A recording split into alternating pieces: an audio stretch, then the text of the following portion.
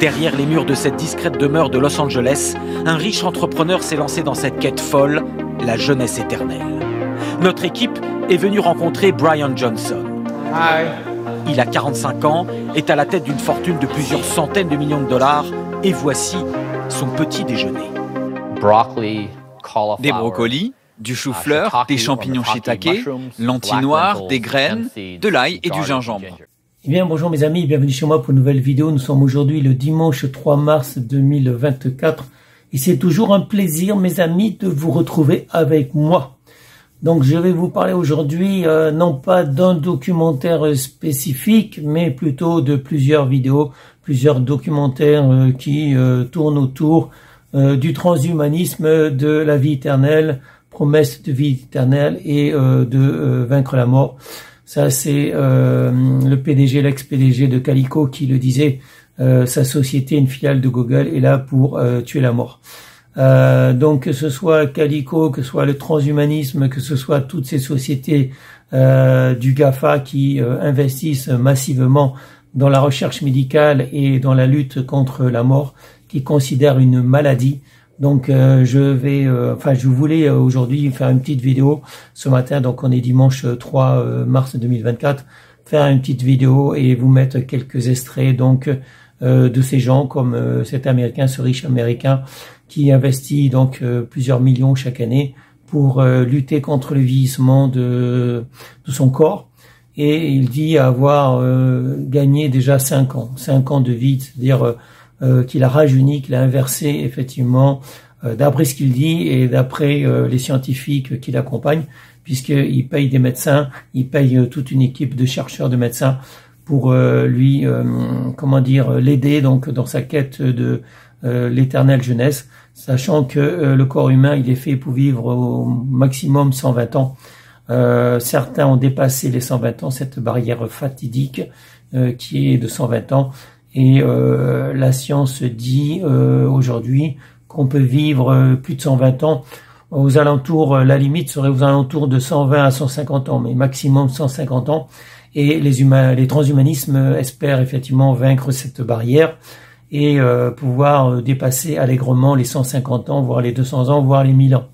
Donc pour dépasser les 1000 ans, il faudrait soit faire des uploadings, c'est-à-dire uploader son cerveau et toutes ses connaissances et tout ce qui fait de nous des êtres humains dans le corps de machines bioniques, biomécaniques, bioélectroniques, c'est-à-dire des machines complexes qui ne ressemblent plus vraiment à des corps humains. Donc le transhumanisme, en fait, c'est un mouvement qui explore plusieurs voies pour vivre éternellement, pour que le corps humain vive éternellement. Le corps humain, en fait, l'esprit humain, parce que le corps humain, ça sera plus le cas, effectivement, si on arrive à changer aussi bien des organes. Et on peut désormais imprimer des organes vivants, donc pour remplacer donc des parties du corps humain. Donc c'est cette quête philosophique dont je voulais vous parler aujourd'hui, qui s'appelle le transhumanisme, que certains connaissent, d'autres connaissent pas. Toujours en quête de la vie éternelle, ça pose des débats philosophiques, notamment qu'est-ce qu'on va faire de tous ces milliards d'êtres humains, parce que les humains prolifèrent comme des rats, on va dire, sur cette planète.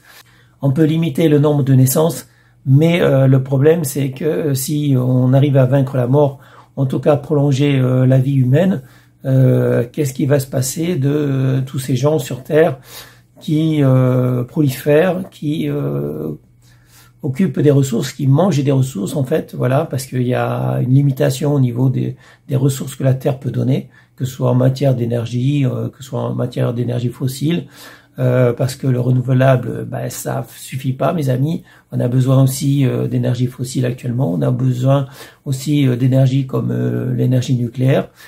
Comme je l'ai dit, les énergies renouvelables ne suffisent pas actuellement. Et si on augmente le nombre d'êtres humains, eh bien, on va puiser encore plus sur les ressources que nous offre cette planète. Et on est en train de les bouffer d'ailleurs. On est en train de bouffer les ressources et nos enfants, nos descendants n'auront plus rien à se mettre sous la dent. Ils n'auront plus assez de ressources pour pouvoir survivre. Donc, est-ce que l'on va coloniser d'autres planètes? Est-ce qu'on va essayer de s'implanter ailleurs, mes amis? Donc ça, c'est une question. Comment faire pour faire survivre, pour gagner encore quelques siècles à cette planète qui est en souffrance? Il y a le réchauffement climatique dont on a parlé, il y a l'épuisement des ressources terrestres. Donc voilà, donc c'est un débat, mes amis. C'est pas moi qui l'ai lancé, hein, c'est un débat qui existe en fait. Certains sont des extrémistes écologiques et ils veulent prendre des mesures très radicales donc pour mettre un terme à cet épuisement des ressources et à ce réchauffement climatique. Mais le déclin de la Terre est annoncé, mes amis. L'épuisement des ressources existe. D'un autre côté, on a ces très riches PDG, notamment du GAFA, qui veulent lutter contre la mort parce qu'ils pensent à sauver leur propre vie et comme moi, ils ne croient pas en Dieu. Nous, on est des scientifiques, on ne croit qu'en des choses qu'on peut prouver. Donc effectivement, Dieu, il n'y a pas de preuve, aucune preuve de son existence, que ce soit un Dieu ou plusieurs dieux d'ailleurs, puisque les religions ont toutes des dieux différents. Hein. L'islam a son propre Dieu, qui est complètement différent des dieux, du Dieu des chrétiens ou des juifs. Voilà. Bon, enfin, les chrétiens et les juifs partagent effectivement une vision semblable, puisqu'ils ont le même livre de base qui est l'Ancien Testament ou la Torah, c'est pareil. Les musulmans, ils ont, critiqué les livres des chrétiens et des juifs, et ils ont déformé et ils ont créé leur propre Dieu qui s'appelle Allah, qui n'a rien à voir en fait avec le Dieu des chrétiens et des juifs, même si c'est un Dieu unique. Il suffit de lire effectivement leurs livres. Moi, comme je vous l'ai dit, je ne crois pas. Je me suis intéressé aux religions, à la philosophie depuis très très longtemps, depuis que je suis tout petit. Mais effectivement, la philosophie nous enseigne le doute qui nous permet de faire des recherches. Et les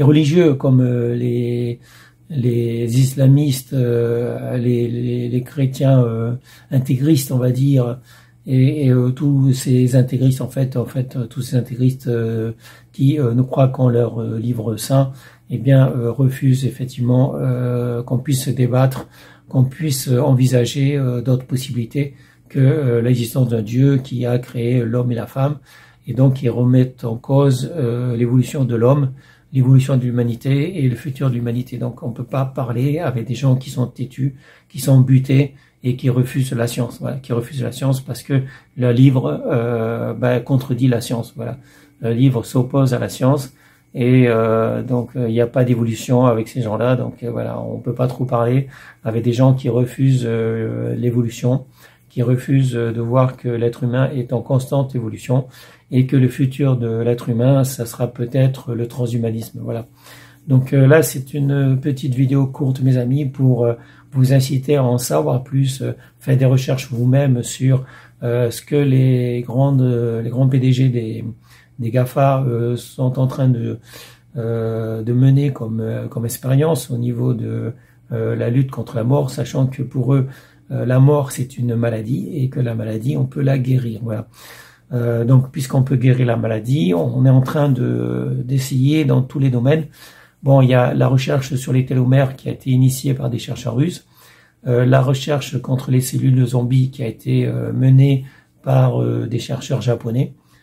Je ne vais pas en parler maintenant, mais vous pouvez faire des recherches vous-même sur ces recherches menées par des chercheurs japonais, notamment sur les cellules zombies, ces cellules qui prolifèrent et qui, si on les élimine, permettraient de retarder ou supprimer le vieillissement. Voilà, mais ça, je vous invite toujours à faire des recherches par vous-même.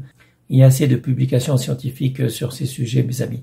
Donc faites des recherches et essayez, comme moi, de regarder du côté des produits anti-âge qui existent déjà, évidemment. Vous pouvez effectivement trouver des solutions pour retarder le vieillissement, pour le limiter. Donc les solutions existent. Moi, j'ai écrit un livre qui s'appelle Les vitamines anti-âge. C'est un livre vraiment basique, mes amis, avec des produits qui sont disponibles sur 2 sites internet, donc disponibles pour tout le monde. C'est pas évidemment des produits qui coûtent très cher. Après, vous avez les limitations au niveau de la diététique, enfin de l'alimentation, c'est-à-dire que vous pouvez vous restreindre, pratiquer un jeûne thérapeutique, éviter d'être en surpoids, puisque le surpoids est une cause de maladie, est une cause de vieillesse également. Donc le fait d'être un peu en déséquilibre, légèrement en déséquilibre alimentaire, c'est-à-dire plutôt être mince plutôt que d'être en surpoids, ça c'est quelque chose qui permet de vivre plus longtemps effectivement. Donc il y a des recherches qui ont prouvé qu'une sous-alimentation, une légère sous-alimentation était bénéfique contre la vieillesse. Voilà, une légère sous-alimentation. Donc je ne dis pas qu'il faut être maigre, je dis simplement qu'une légère sous-alimentation est bénéfique, mais ça les chercheurs l'ont prouvé. Donc vérifiez par vous-même, mes amis, vérifiez par vous-même toujours ce que les chercheurs ont découvert, que ce soit des chercheurs américains, des chercheurs russes, des chercheurs japonais. Il y a beaucoup de recherches actuellement, et il y avait un chercheur français qui a fait lui ses premières recherches sur la DHEA.